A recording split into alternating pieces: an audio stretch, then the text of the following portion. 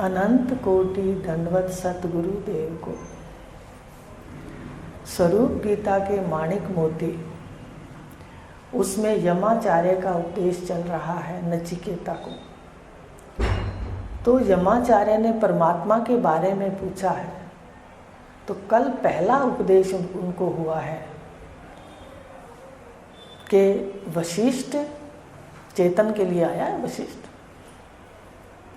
ये वशिष्ठ जीव, विशेषणों वाला जीव और अवशिष्ट जो इसके परे, इससे असंग इसका प्रकाशक, तो ये दोनों को लिया गया। वशिष्ठ माने माया उपाधि सहित और अवशिष्ट माने माया उपाधि के रहित। दोनों को कहा कि जिस परमात्मा के लिए तू पूछता था नचिकेता, यह वही है। एतद वही तत् है ना इसमें। तो ये बार बार जब लक्षण बताएंगे तो उसको ये एक मंत्र के रूप में, सूत्र के रूप में देंगे यमाचार्य। तो हमने देखना है कि कितनी कितनी युक्तियों से उन्होंने परमात्मा का स्वरूप साक्षात कराया है। तो पहली विशिष्ट और अवशिष्ट, फिर ये बात कही दूसरी कि ये जो वशिष्ठ को जान लेता है, माने अपनी मैं को जान लेता है, ये सतगुरु की कृपा से है। क्योंकि जीव बिना तत्वज्ञ की कृपा से अंतर्मुख ही नहीं होता, इसको आता ही नहीं है, अंतर्मुख होना ही नहीं आता। ये कहा नचिकेता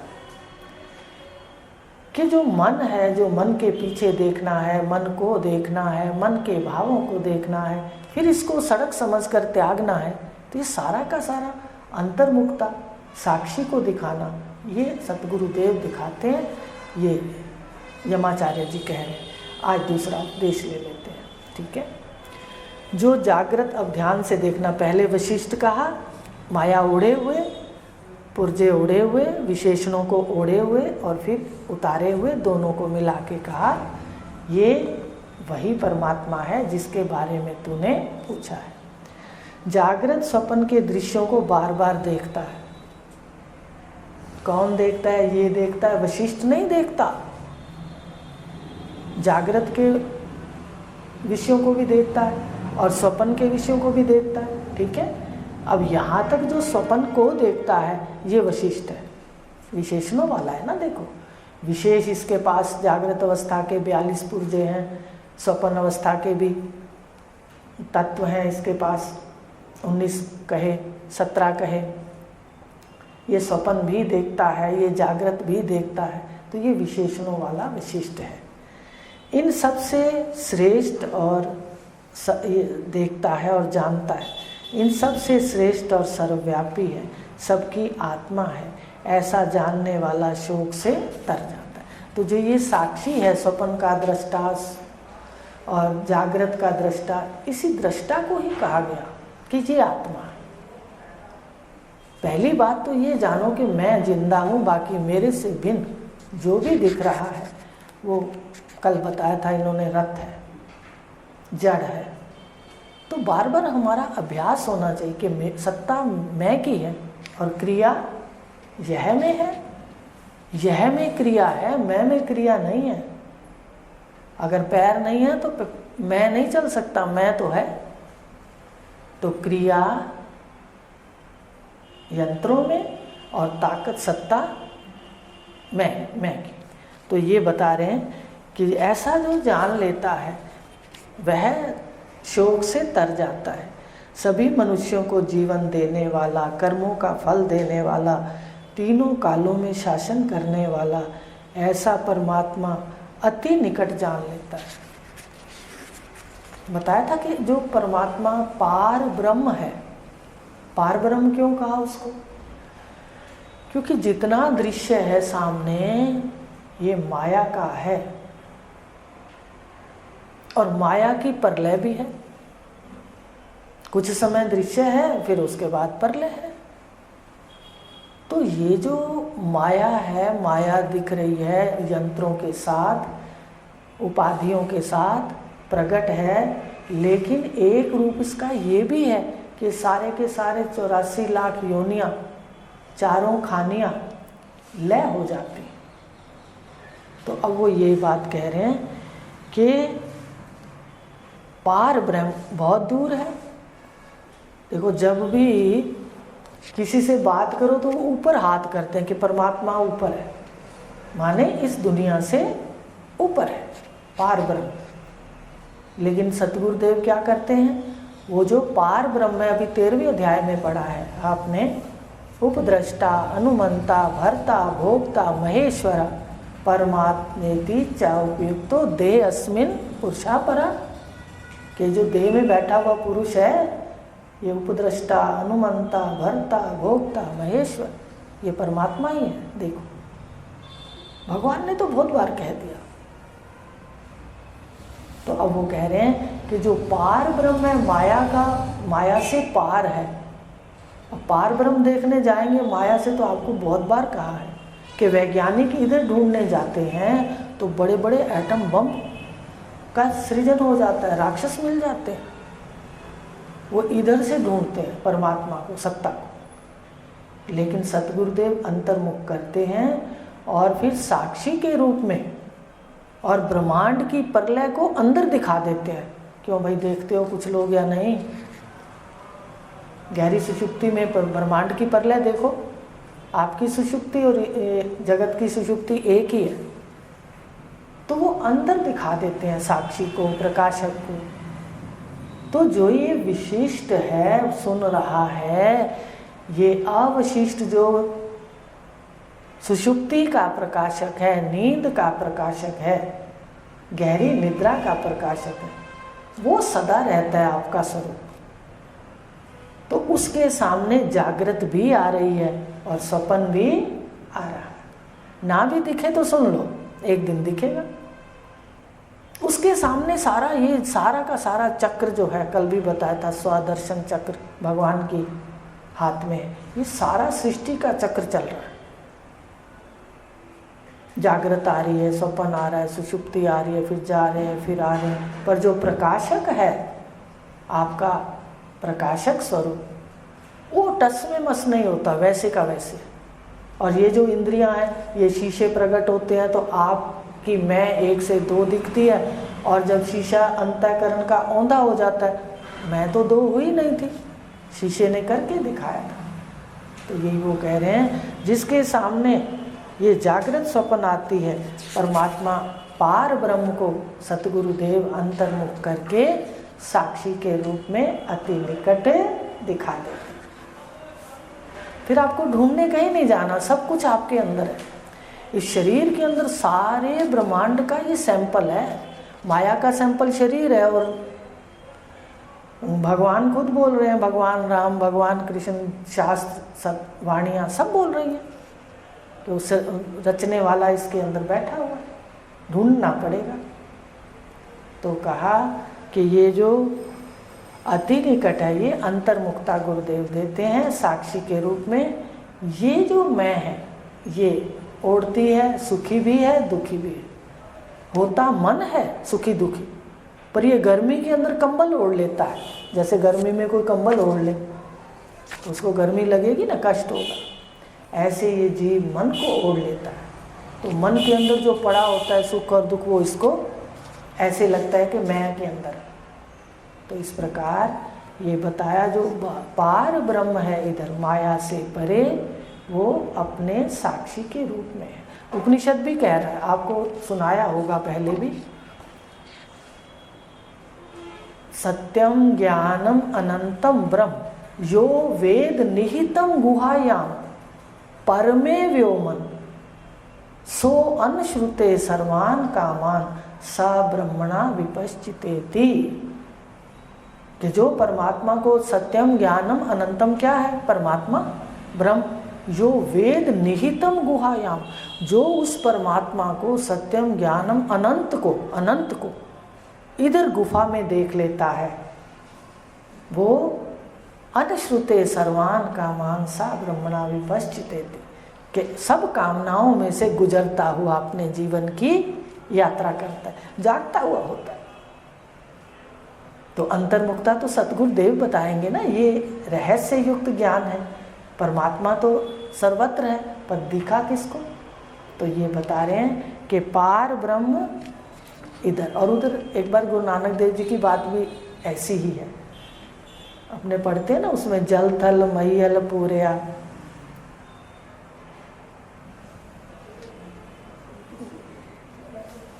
ऐसा है, जल थल महीयल पूर्या एको सिरजनहार, अनेक भांति हुए पसरिया, नानक एक ओंकार। ये भी और एक वो भी था कि अति निकट यहाँ है, जो दूर है वो क्या है, उन्होंने वाणी में कहा है। बस संत की बात भी, जो जानकार संत होते हैं वो एक ही बात कहते हैं।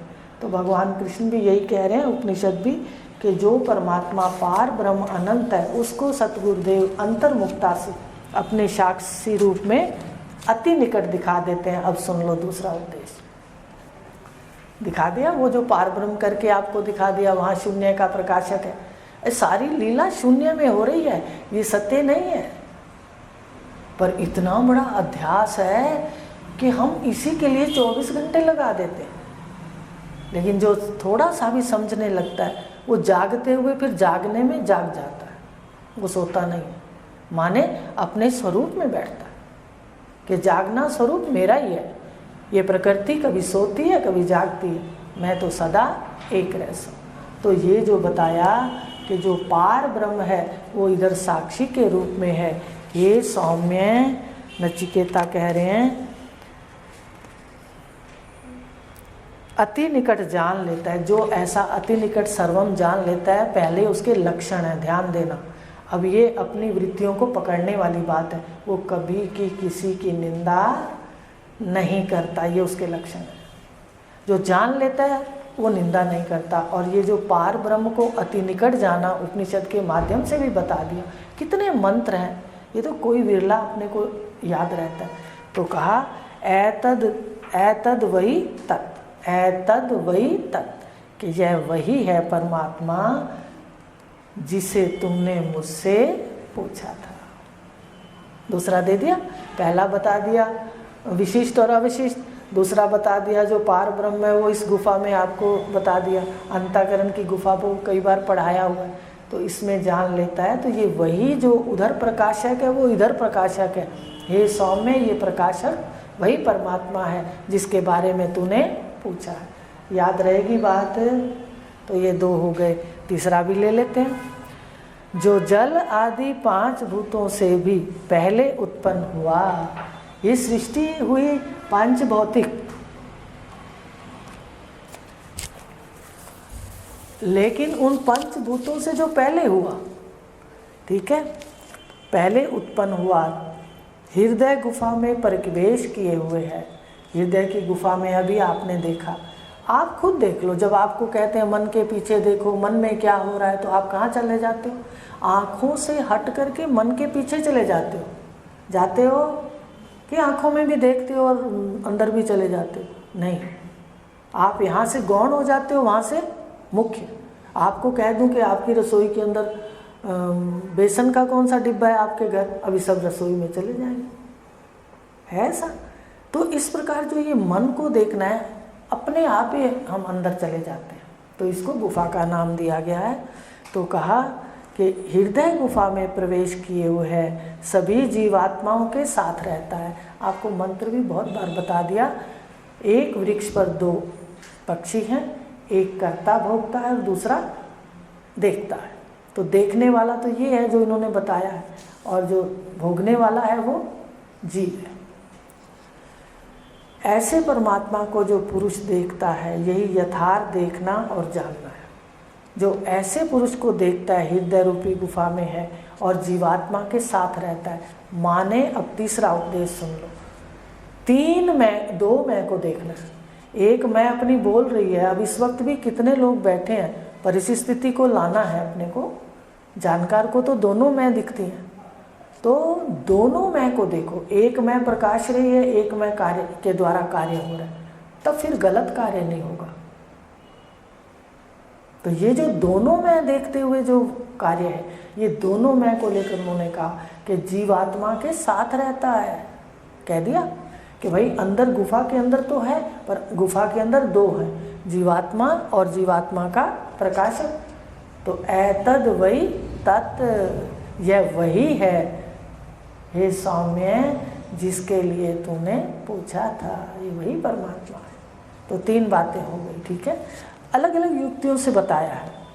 जिस परमात्मा से सर्वप्रथम जीवनी शक्ति प्राणों सहित उत्पन्न हुई, जिसे वेद माता अदिति कहते हैं, उत्पन्न होकर सबके हृदय में निवास करती है, एतद वही तत्, यही है वह ब्रह्म जिसके बारे में तुमने पूछा। अब दूसरा प्राणों का खोल दिया, ठीक है। अब यहाँ पर वो ये बताना चाहते हैं कि जो जीवनी शक्ति है वो प्राण है। जब हम किसी को देखते हैं कि इसमें जीवन नहीं है, तो प्राणों से हम उसको देखते हैं। कैसे निर्णय लेते हैं कि भाई ये जिंदा है या जिंदा नहीं है, जीवनी शक्ति इसमें है या नहीं है? तो वो जीवनी शक्ति प्राण है, ठीक है। प्राण आत्मा का लिंग है।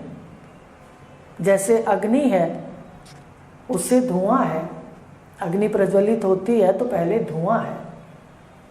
तो आप देखोगे कि धुआं हो और आपको अग्निवान ना हो,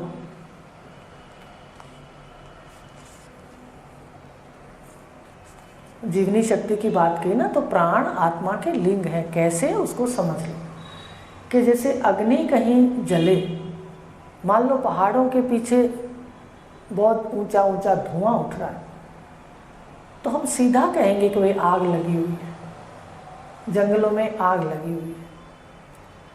तो इसका मतलब धुआं बिना अग्नि के नहीं होता, अग्नि है तो धुआं है। ऐसे ही बिल्कुल आप अग्नि से धुआं अलग नहीं कर सकते। आप ये नहीं दिखा सकते भाई धुआं तो एक तरफ था और अग्नि एक तरफ थी, ऐसा नहीं होता। तो अग्नि का लिंग है, जहाँ धुआं होगा वहाँ अग्नि अवश्य है। हाँ, ये हो सकता है जहाँ अग्नि है वहाँ धुआं ना हो, लेकिन जहाँ धुआं है वहाँ अग्नि अवश्य है। समझ रहे हो बात? वो अग्नि लिंग है, अग्नि का लिंग है, चिन्ह है, निशान है। जैसे कहते हैं ना शिवलिंग, परमात्मा का लिंग है, चिन्ह है। क्यों कहा शिवलिंग उसको? शिवलिंग भी इसलिए कहा कि वो कोई आकार नहीं है वहाँ पर, जो मूल शिव स्वरूप आत्मा है। पढ़ा था ना मंत्र, जीवो शिवा शिवा जीवो सा जीव केवला शिवा, उपनिषद कह रहे। तो शिव ये है। तो शिव की जो उपासना करते हैं वो कहते हैं ओम नमो शिवाय, लेकिन जो शिव का स्वरूप आत्मा के रूप में जानते हैं वो कहते हैं शिवोहम शिवोहम। है बात दो, बात तो शिव जी की है, पर बात तो बड़ी गहरी है। जो व्यक्ति उपासना करता है वो कहते हैं ओम नमः शिवाय, लेकिन जो स्वरूप के रूप में जानता है भगवान शंकराचार्य जी की तरह, कहता है शिवोहम शिवोहम शिवोहम। ये भेद है बस लिंग में और उनकी मूर्त में। एक शिव का परिवार है और एक लिंग है, जानते हो। इसी तरह जो ये धुआं है ये अग्नि का लिंग है, माने उससे भिन्न नहीं किया जा सकता है। उसकी निशानी है कि भाई परमात्मा, भाई अग्नि में धुआं ऐसा है, अग्नि है। इसी प्रकार जहाँ आत्मा है, जो प्राण है ना, जहाँ पर प्राण है वहाँ आत्मा जरूर है। जहाँ पर धुआं है वहाँ अग्नि जरूर है, जहाँ पर प्राण है वहाँ आत्मा जरूर है।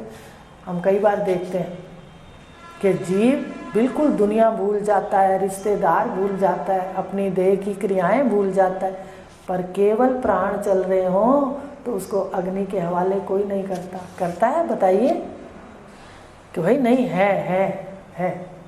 तो इस प्रकार ये जो लिंग है प्राण, जो प्राणों का भी प्राण है, प्राणों का भी आश्रय है, जिसके बैठते ही प्राण स्पंदन शुरू हो जाता है। देखो 5 महीने तक ये शरीर भी देह के अंदर मुर्दा होता है माँ की देह में। 5वें महीने कहते प्राण आते हैं। ब्रह्मरंध्र से जीवात्मा प्रवेश जैसे होता है वैसे स्पंदन शुरू हो जाता है। तो इसका मतलब आत्मा का लिंग है प्राण।